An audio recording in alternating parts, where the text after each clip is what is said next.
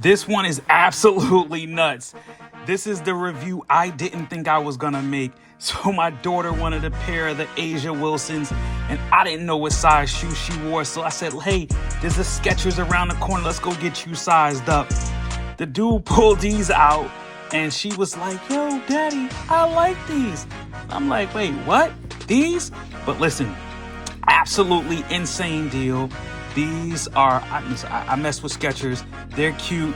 Not really the style I thought she was going to like, but beautiful sneaker.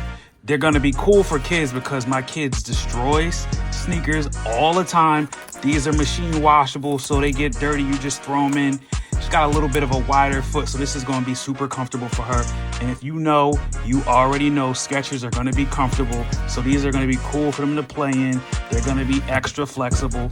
And, you know, they're kind of cute. They're not Asia's, they're not LeBron's, but these are going to do what you need, and they're not going to cost you a ton of money.